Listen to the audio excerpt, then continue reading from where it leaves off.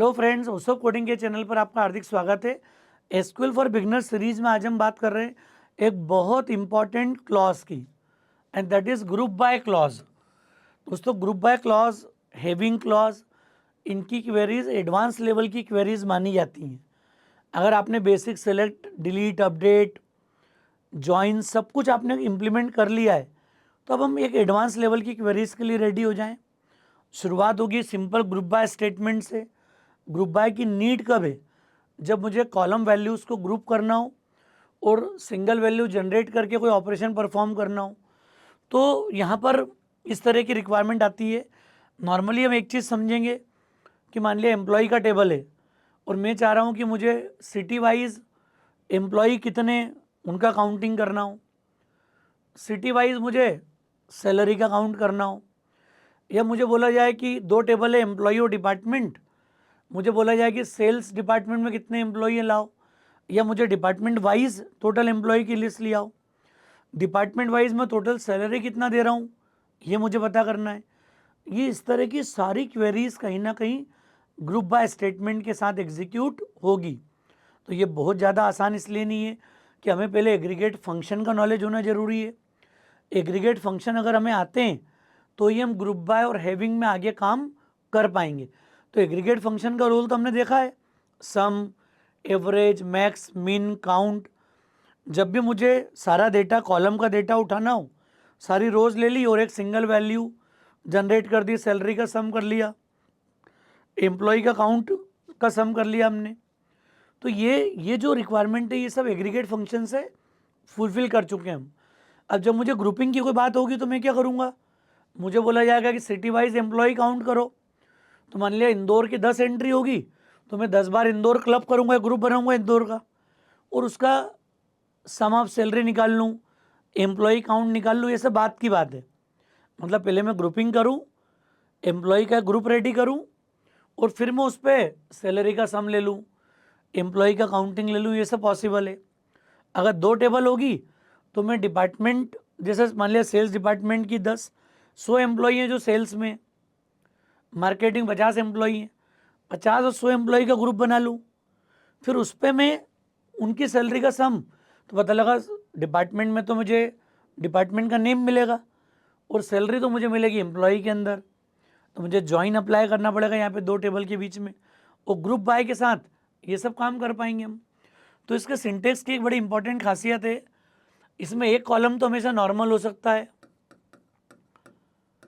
एक column normal है, city, department name, लेकिन जो सेकेंड कॉलम है ये एग्रीगेट फंक्शन का यूज़ करेगा। यहाँ पर सम, एवरेज, मिनिमम, मैक्सिमम जो भी है वो नीड आएगी। मान लिया डिपार्टमेंट वाइज मैक्सिमम सैलरी की रिक्वायरमेंट है, तो डिपार्टमेंट वाइज हम लोग सैलरी मैक्सिमम निकाल लेंगे, किस डिपार्टमेंट में हाईएस्ट सैलरी कितना जा रहा है।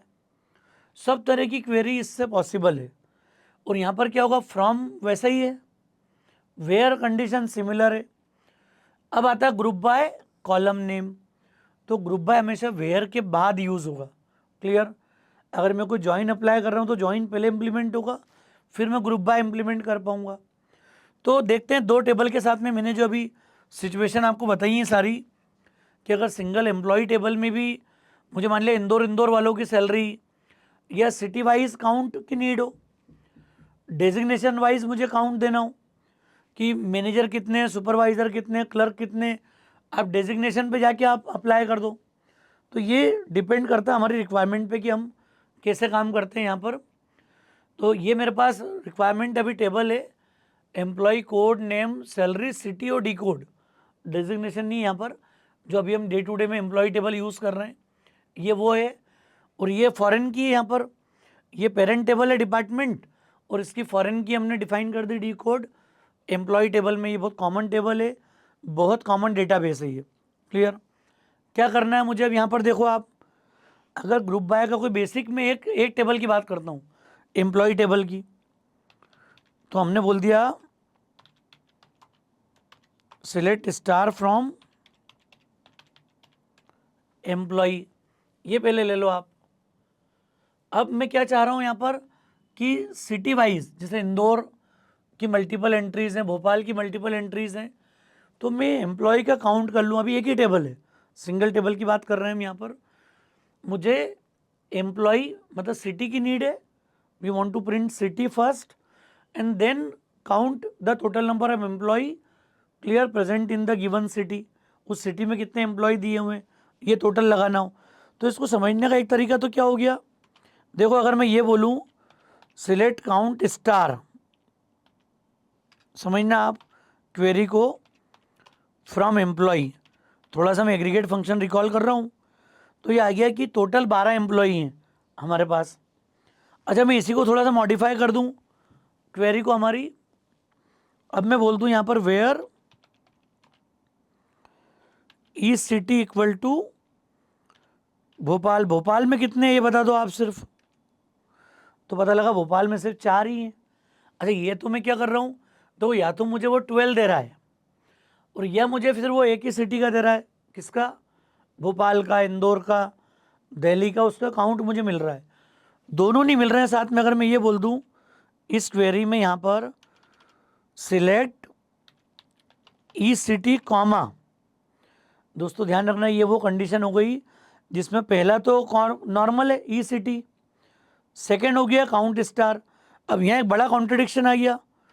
कॉन्ट्रडिक्शन क्यों आ गया, मैंने इसको सेमीकोलन यहाँ लगा दिया क्योंकि मैं चाह रहा हूँ पूरी टेबल पे ये कॉन्सेप्ट आ जाए, सिटी आ जाए और उसकी काउंटिंग आ जाए कि वहाँ पर कितने एम्प्लॉय हैं उस सिटी में, हर सिटी का आ जाए।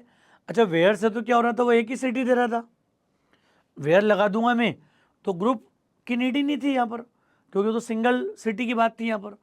मैं इस केस में चाह रहा हूँ कि एक तो नॉर्मल कॉलम है, एक मेरा एग्रीगेट फंक्शन है। मैं बोल दूँ सिटी वाइज सैलरी का सम करो, तो सम ऑफ ई सैलरी लिख देता मैं ब्रैकेट में जाके। तो इस तरह की सारी क्वेरीज में बिना ग्रुप बाय के हम काम नहीं कर पाएंगे, खासकर कब, इसके सिम्टम्स क्या हैं, कैसे जज करोगे इस बात को आप। इसका जजमेंट है एक नॉर्मल कॉलम, एक column with the aggregate function. जहाँ ऐसी स्थिति बन जाए वहाँ एक ग्रुप बाय की नीड आएगी हमें यहाँ पर। बिना ग्रुप बाय के मतलब मुझे बनाना पड़ेगा सिटी का ग्रुप जिससे सिटी की एक एंट्री और काउंट स्टार की सिंगल एंट्री, तो रिजल्ट आपका प्रॉपर आ जाएगा यहाँ पर। क्लियर, तो मैं यहाँ लिख देता हूँ डबल कोट्स में अलियास इसका टोटल एम्प्लॉय। अब फ्रॉम हटाया हमने, यहाँ लिख दिया ग्रुप, सॉरी फ्रॉम एम्प्लॉय आ गया ग्रुप बाय ई सिटी। अब ये क्वेरी प्रॉपर हो गई। क्यों प्रॉपर हो गई, क्योंकि मैंने ग्रुपिंग कर दी है सिटी पे। Now we have one value of the city, every city, हर सिटी की एक वैल्यू उसका काउंट, दूसरी सिटी की एक वैल्यू उसका काउंट। मतलब पहले ये ग्रुपिंग करेगा सिटी की और फिर ये काउंट अप्लाई करेगा। And now you will see so many results, you will see the city name with their total number of employees. देखो आप, बड़ी इंपॉर्टेंट बात, बहुत इंपॉर्टेंट क्वेरी है दोस्तों ये। क्या हो गया देखो आप, भोपाल में we have 4 employees, Dewas 1, Mumbai 2, Indore 1, Delhi 3, Pune 1। हो गई प्रॉपर एंट्री आ गई हमारे पास एक। मतलब क्या हो गया, मैंने सिटी वाइज ग्रुपिंग किया, 4 सिटी का ग्रुप बनाया, उस पर काउंट स्टार अप्लाई हो गया, तो सिटी और टोटल एम्प्लॉय, बहुत प्रॉपर एक क्वेरी का रिजल्ट आ गया हमारे पास यहाँ पर। सेम अगर मैं सैलरी का सम करना चाहूँ यहाँ पर देखो, तो मैं काउंट के बजाय यहाँ पर क्या बोल दूँ अब, सम ऑफ, अब मैं बोल दूँ ई सैलरी। हमारे पास ई सैलरी है फील्ड और हमने बोल दिया total salary, city wise salary आ जाए फ्रॉम एम्प्लॉय। और अब मैंने बोल दिया ग्रुप बाय क्या कर दिया, ई सिटी, सेम एंटर। देखो आप,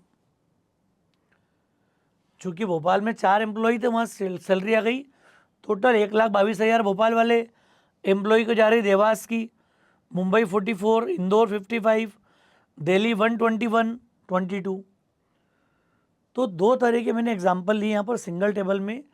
जब मुझे city wise total employ count करना हो तो इस तरह की क्वेरी, मैं ग्रुप बाय की क्वेरी लगा सकता हूँ। देखो आप समझो, एक कॉलम नॉर्मल, एक कॉलम एग्रीगेट फंक्शन वाला।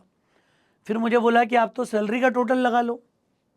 अच्छा, जो बात मैंने अभी सिटी पे बोली है ये मैं 2 टेबल पे भी लगा सकता हूँ। डिपार्टमेंट नेम मेरा कहाँ पर है? डिपार्टमेंट टेबल में। तो मैं क्या कर सकता हूँ, देखो आप, मैंने बोल दिया डी नेम, ये तो अलग टेबल में डी नेम, और डिपार्टमेंट वाइज टोटल सैलरी आ जाए।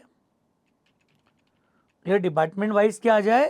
Total salary from employ alias E inner join, join implement कर दिया मैंने, DPT डी, वेयर, क्या बोलोगे आप? सॉरी, वेयर की नीड ही नहीं है अभी यहाँ पर। मैं यहाँ पर लगा दूंगा simply group by D name. अब देखो आप क्या क्या हो गया, 2 टेबल थी, 2 टेबल में क्या था? Employ E join D. अच्छा, ज्वाइनिंग कंडीशन भी मेरे पास आएगी अभी।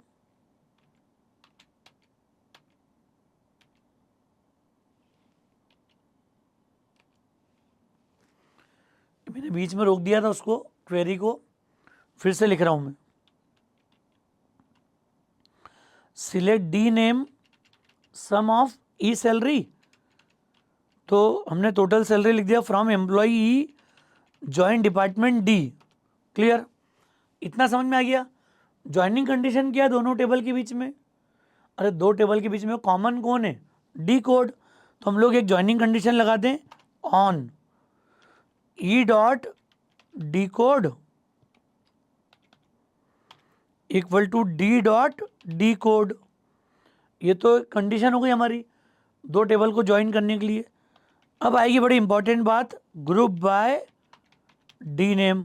अच्छा, ग्रुप बाय हमेशा लास्ट में आना चाहिए। ये वही सिंगल टेबल थी, डिपार्टमेंट नेम, समझना भी डिफिकल्ट नहीं, क्यों नहीं है?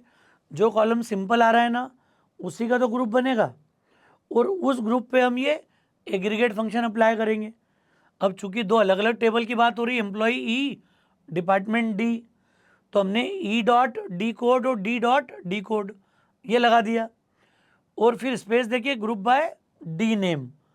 ये क्वेरी क्या कर देगी? अब डिपार्टमेंट का नाम देगी, उसके टोटल सैलरी दे देगी यहाँ पर डिपार्टमेंट वाइज। देखो आप, बहुत इंपॉर्टेंट क्वेरी ये भी। क्या हो गया? HR 22,000, मार्केटिंग 22,000, सेल्स में 1,10,000 टोटल सैलरी, IT में 55, अकाउंट में 66। तो depending on the total number of employ, ये तो बहुत छोटा डेटा सेट है, 8-10 वैल्यू लेके हमने काम किया है। और इसी क्वेरी में आप देखो, थोड़ा सा मैं चेंज कर दूं, अगर डिपार्टमेंट वाइज मुझे अगर एम्प्लॉय काउंट करना हो तो हमने काउंट स्टार लगा दिया यहाँ पे, देखो आप। फिर क्या कर दिया? वही joining condition, on E dot D code equal to D dot department code आ गया, और सेम आ गया ग्रुप बाय डी नेम। देखो आप, बड़ा आसान काम हो गया। अब ये दे देगा टोटल एम्प्लॉय मुझे यहाँ पर सारे, ये बस टोटल सैलरी मैंने लिख दी है। उसको एडिट करने जाएंगे अगर अपन, देखो आप क्या कर दिया, इसको टोटल एम्प्लॉय पढ़ लेना आप यहाँ पर, टोटल एम्प्लॉय। तो सेल्स में टोटल एम्प्लॉय 3, मार्केटिंग में 1, HR में 1, IT में 2, अकाउंट में 2। चूँकि छोटा डेटाबेस है तो अकाउंट इस तरीके से आ रहा है। तो ये वो सारे कॉन्सेप्ट हमारे ग्रुप बाय के काम करते हैं यहाँ पर। जब मैं सिंगल टेबल से भी डेटा फेच कर सकता हूँ, 2 टेबल के साथ में ग्रुप बाय अप्लाई कर सकता हूँ। मुझे उम्मीद है कॉन्सेप्ट आपको समझ में आ गया होगा कि ग्रुप बाय की नीड कब है। सिंपल सी बात है, एक कॉलम नॉर्मल और एक कॉलम एग्रीगेट फंक्शन का। क्लियर? अगर मुझे डिपार्टमेंट वाइज मैक्सिमम सैलरी भी निकालना हो तो ही मिल जाएगी। क्लियर? ये मैं इसी में एंटर कर दूं, डी नेम सम सैलरी लिखा ना जहाँ पर,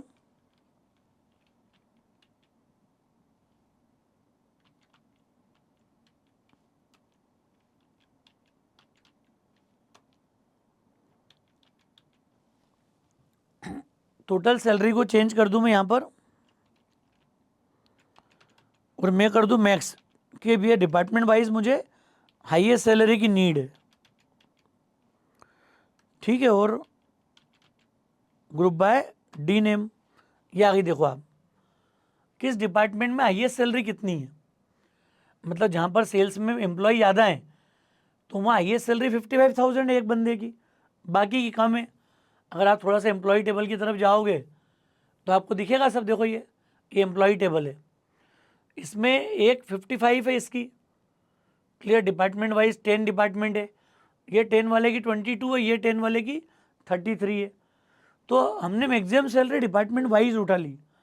इस तरह की सारी क्वेरीज हम लोग यहाँ पर एग्जीक्यूट कर पाएंगे आसानी से।